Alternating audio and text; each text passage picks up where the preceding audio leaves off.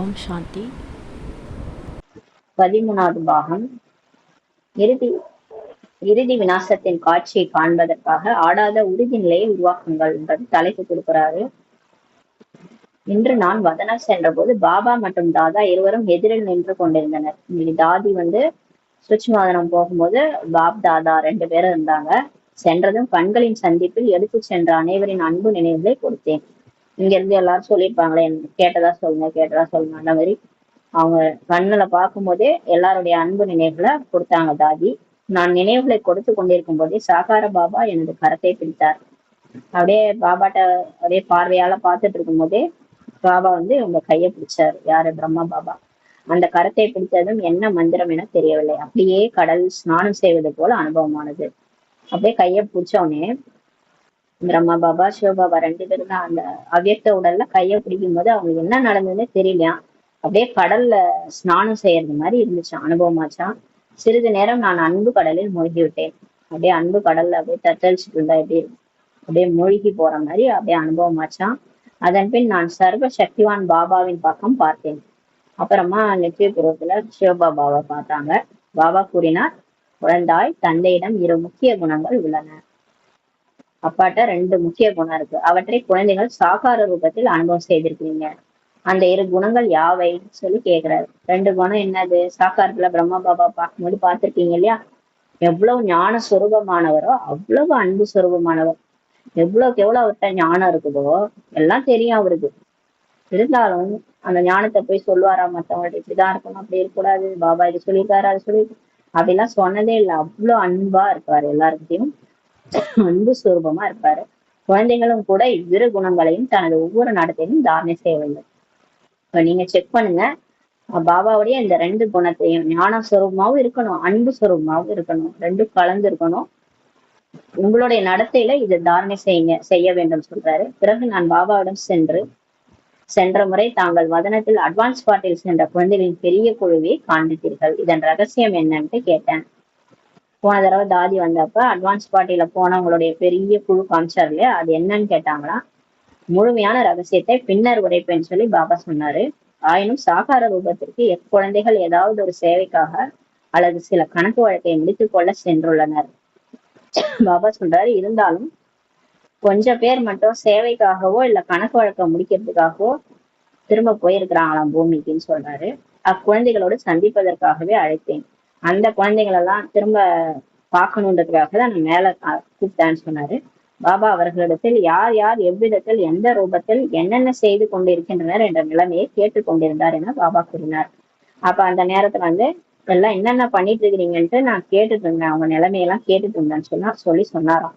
நான் கேட்டேன், பாபா இவர்கள் எந்த ரூபத்தில் படைப்பு காலத்தில் சுறுசுறுப்பாக உள்ளனர்? பாபாட்ட இவங்க கேக்குறாங்க, இப்ப இந்த அட்வான்ஸ் பார்ட்டியில போயிருக்கிறாங்களா நிறைய பேர், இப்ப சரீரம் விடுறாங்களா, அவங்களாம் எந்த ரூபத்துல படைப்பு காலத்துல சுறுசுறுப்பாக இருக்கிறாங்க பாபான்னு கேட்டேன். குழந்தாய், இதை எதிர்காலத்தில் தெளிவுபடுத்துவேன்னு சொல்லி சொன்னாரு. இதை இப்ப சொல்ல மாட்டேன், ஃபியூச்சர்ல சொல்றேன்ட்டாரு. ஆயினும் சாரமாக உரைக்கிறேன் என்று பாபா சொன்னார். இருந்தாலும் சாரமா சொல்றேன். பாபா சொன்னாரு, குழந்தாய், யுத்தம் நடைபெறும் போது எந்த ஒரு சேனையும் வெற்றி பெற வேண்டுமாயின் ஒரு புறம் மட்டுமல்லாது நாலாபுறங்களிலும் சேனையை அனுப்பி முழுமையாக முற்றுகையிடுவார்கள். இப்ப ஒரு போர் நடக்குதுன்னா யாராவது அவங்க வெல்லணும்னா ஒரு புறம் மட்டும் சேனையை அனுப்ப மாட்டாங்க, 4 பக்கமும் சேனையை அனுப்பி முற்றுகையிடுவாங்க. அந்த இடத்த வெல்லணும்னா ஒரு சைடு மட்டும் போக மாட்டாங்க, ஏன்னா மத்த சைடுல இருந்து தாக்குதல் வரும்ன்றதுனால 4 புறமும் சுத்தி வளைச்சு புடிச்சிருவாங்க அந்த நாட்டை. அப்படிதான் போர் பண்ணுவாங்க. பாபா அதே மாதிரி குழு மூலம் எக்குழந்தைகள் எல்லாம் சென்று விட்டனரோ அவர்கள் 4 திசைகளிலும் பரவி இருக்கின்றனர் என தெரிய வந்துள்ளதுன்னு சொல்றாரு. இப்ப யாரெல்லாம் இந்த அட்வான்ஸ் பார்ட்டியில போயிருக்காங்களோ அவங்க எல்லாம் 4 திசைகளிலும் இருக்கிறாங்கன்றாரு. எல்லா இடத்துலயும் போய் திரும்ப பிறந்திருக்கிறாங்கன்றாரு. தற்போது 4 பக்கங்களிலும் படைப்பின் அஸ்திவாரம் போடப்பட்டு விட்டது. இப்ப 4 பக்கம் பாபா அவரோட காரியம் நடந்துட்டு இருக்குது. அஸ்திவாரம் போட்டாரு, படைப்பினுடைய அஸ்திவாரம் பவுண்டேஷன் போட்டாச்சு. தற்போது கட்டளை கொடுப்பதற்கான அவசியம் மட்டும்தான் இருக்குதுன்றாரு. இப்போ ஓகேன்னு சொல்லிட்டா போதும், விநாசம் முடிஞ்சிச்சுன்னா அவ்வளவுதான், புது உலகம் வந்துடும். அதுக்குதான் இப்ப டைம் மீதி இருக்குன்றாரு. பின்னர் பாபா 4 நிலைகளின் ஒரு ஏணியை காண்பித்தார். காண்பிக்கப்பட்ட முதல் நிலை என்னவென்றால் ஞானம் கேட்டல், சிந்தித்தல், புரிதல், மேலும் தீர்மானித்தல் ஆகும். பாபா 4 நிலைகளில் ஒரு ஏணியை காமிச்சாராம். 4 நிலை இருக்கான். அதுல ஏறி போனாதான் ஒரு ஒரு நிலையா போக முடியும் அந்த ஏணி. அதுல ஃபர்ஸ்ட் வந்து ஞானம் கேட்கறது, அப்புறம் கேட்ட ஞானத்தை சிந்திக்கிறது, சிந்திச்ச ஞானத்தை புரிஞ்சுக்கிறது, புரிஞ்சுக்கிட்ட ஞானத்தை மேலும் தீர்மானிக்கிறது. இதுதான் 4 படி அந்த ஏணின்றாரு. சிலர் சிந்திக்கிறார்கள், சிலர் ஆராய்ந்து அறிகிறார்கள், சிலர் இந்த ஞானத்தை கேட்கறாங்க, சிலர் வந்து சிந்திக்கிறாங்க, சிலர் அதை ஆராய்ஞ்சு புரிஞ்சுக்கிறாங்க. 2ஆம் நிலையாக உரைத்தது என்னவென்றால், இறுதி நேரம் எவ்வாறு விநாசம் நடைபெற்று இருக்கின்றது கொண்டிருக்கின்றது. 2ஆம் நிலையாக என்ன சொன்னார் பாபானா, அதாவது 4 நிலை சொல்றாரு. 4 நிலையில முதல் நிலை தான் ஞானம் கேட்கறது, சிந்திக்கிறது, புரிதல், மேலும் தீர்மானிக்கிறது தான். 2ஆம் நிலையாக என்ன உரிச்சது என்னவென்றால்னா, இறுதி நேரம் எவ்வாறு விநாசம் நடைபெற்று கொண்டிருக்கின்றது, எப்படி வந்து கடைசியில விநாசம் வந்து நடைபெற்று கொண்டிருக்கு அப்படின்னு கேக்குறாங்க. எங்கே வெள்ளத்தால் மூழ்கி கொண்டிருக்கின்றனர், எங்கே என்ன நடைபெற்று கொண்டிருக்கின்றது என்பது பற்றியதாகும் சொல்றாரு. எனினும் சக்தி சேனை மற்றும் பாண்டவர்கள் முற்றிலும் அசையாதவர்களாக நின்றனர். கடைசி நேரத்துல வெள்ளத்தால மூழ்கிட்டு இருக்குமா ஒரு பக்கம், எல்லாமே நடந்துட்டு இருக்கும், எங்க என்ன நடக்குதுன்றது பற்றி தான் 2ஆம் நிலையா. இருந்தாலும் சக்தி சேனையும் பாண்டவர்களும் அசையாதவர்களாக நிற்பாங்க அந்த கடைசி நேரத்துல. மூன்றாவது நிலையாக என்ன ஏணிப்படி சொல்றாருன்னா, ஆத்மாக்கள் எவ்வாறு வெளிப்பட்டு பரந்தாமத்திற்கு புகை கூண்டு போல் சென்று கொண்டிருக்கின்றன என்பதை காண்பித்தார். அப்ப 3வது ஏணிப்படியில அது என்ன காண்பிக்கிறாருன்னா, பாபா எப்படி எல்லாரும் கொசு கூட்டம் மாதிரி பரந்தாமத்துக்கு போயிட்டு இருக்கிறாங்க அப்படின்ட்டு காட்டுறாரு. பின் பரந்தாமத்தின் காட்சியும் பாபா காண்பித்தார். அப்புறம் பரந்தாமம் எப்படி இருக்குன்றதையும் தாதிக்கு காட்சி காமிச்சாரு. சொர்க்கத்தில் ஆத்மாக்கள் எவ்வாறு சிறு சிறு குழந்தைகளுக்கு பிரவேசித்துக் கொண்டிருக்கின்றன என்ற சொர்க்க காட்சியும் 4வதாக காண்பித்தார். 4வதா இன்னொரு காட்சியும் காமிச்சாரு. எப்படி மேல போச்சு ஆத்மா, அதே மாதிரி ஆத்மா கீழே இறங்கி வந்து சொர்க்கத்துல சின்ன சின்ன குழந்தைங்க உடம்புக்குள்ளார பிரவேசம் செஞ்சுட்டான், அதையும் காமிச்சாராம். இந்த அனைத்து நிலைகளையும் ஏணிப்படி சித்திரத்தின் ரூபத்தில் காண்பிச்சார். இப்ப இந்த 4 படிகள்ல வந்து பாபா வந்து இந்த எல்லாத்தையும் காமிச்சாரு. 4 நிலைகளை காமிச்சாரு. ஏணிப்படி சித்திரத்தின் ரூபத்துல எனக்கு காமிச்சாரு. இந்த ஏணிப்படியை காண்பிப்பதன் ரகசியத்தை விளக்கியவாறே பாபா கூறினார். இந்த ஏணிப்படி ரகசியத்தை எல்லாத்தையும் காட்டிக்கிட்டே பாபா சொன்னாரு, இப்போது நம்முடைய நிலை என்னவாக இருக்கிறது என்பது குழந்தைகளின் புத்தியில் சுழன்று கொண்டே இருக்க வேண்டும்.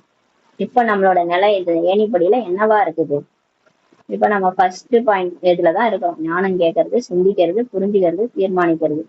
சிலர் சிந்திக்கிறாங்க, சிலர் ஆராய்ந்து அறிகிறார்கள். அப்புறம் 2வது அந்த இறுதி விநாசம் நடக்கிறது காட்சி. அதுல சக்தி சேனை பாண்டவ சேனை அசையாதவர்களா இருக்கிறாங்க. 3வது நிலை வந்து ஆத்மாலாம் பரந்தாமத்துக்கு கொசு கூட்டம் மாதிரி பறந்து போகுது. 4வது நிலை சொர்க்கத்துல இருந்து இறங்கி வந்து குழந்தைகள், அதாவது பரந்தாமத்துல இருந்து இறங்கி வந்து குழந்தைகள் உடம்புல சொர்க்கத்துல பிரவேசமாகிற காட்சி. இதுல நம்ம எந்த நிலையில இருக்கிறோம்ன்றத நீங்க தெரிஞ்சுக்கங்கன்றாரு. இது சுழண்டுகிட்டே இருக்கணும்னு சொல்லி சொல்றாரு. தாரணை செய்ய வேண்டிய இறுதி நிலையை லட்சியமாக முன்பே புத்தியில் வைத்தால் முயற்சி வேகமாக நடைபெறும். இப்ப பாபா என்ன சொல்ல வர்றாருன்னா, இப்ப இந்த இறுதி நிலை நம்மளது எப்படி இருக்கு, இப்ப சொல்றாருல சக்தி சேனை பாண்டவ சேனை அசையாம இருந்தாங்கன்னா, அப்ப நம்ம எந்த அளவுக்கு இப்ப தாரணை செய்யணும் ஞானத்தை அப்படின்றத புத்தியில வச்சுக்கிட்டீங்கன்னா முயற்சி வேகமாக நடக்கும்ன்றாரு. அதனால அம்மா எல்லாம் பாருங்களேன், இந்த நொடி கடைசி நொடி அப்படிதான் முயற்சி பண்ணாங்க. இப்ப செத்துட்டா என்ன ஆகும், அப்ப நான் இந்த நொடி வரைக்கும் தான் என்னுடைய புருஷார்த்தமே, அப்ப நான் எவ்வளவு ஞானம் படிக்கணும், எவ்வளவு சேவை பண்ணணும், அப்படிதான் அவங்க வந்து முயற்சி செஞ்சாங்க. பாபா எவ்வளவு நினைக்கணும், அப்ப அந்த மாதிரி நினைச்சாங்க. இன்னைக்கே நம்ம செத்துட்டோம்னா என்ன ஆகும் அப்படின்ட்டு அவங்க முயற்சி பண்ணாங்க. அது மாதிரி பாபா சொல்றாரு, இந்த நிலையை நீங்க தாரணை பண்ணாலே முயற்சி வேகமா நடக்கும்ன்றாரு. விநாச நேர காட்சி என்ன காண்பிக்கப்பட்டதோ அது குழந்தைகள் உங்களின் நிலை அசையாததாக இருக்க வேண்டும் சொல்லி சொல்றாரு. இப்ப தாதிக்கு காட்சி காமிச்சார்ல விநாச காட்சி, அந்த டைம்ல நம்ம நிலை எப்படி இருக்கும், நம்ம நிலை வந்து அசையாததாக இருக்கணும். சுத்தி இதெல்லாம் நடக்குது இல்லையா, ஒரு பக்கம் ஆட்டம் பாம்பு, ஒரு பக்கம் வெள்ளம், ஒரு பக்கம் நிலநடுக்கம், இதெல்லாம் நடக்கும்போது நம்ம எப்படி இருக்கணும், பயந்துகிட்டு ஐயோ ஐயோ மத்தவங்க கத்துற மாதிரி நம்மளும் கத்தணுமா, நம்ம எப்படி இருக்கணும். பாபா சொல்றாரு, உங்களுடைய நிலை அசையாததாக இருக்கணும்ன்றாரு. பிறகு பாபா எனக்கு நிறைய வைரங்களை கையில் கொடுத்து கூறினார்.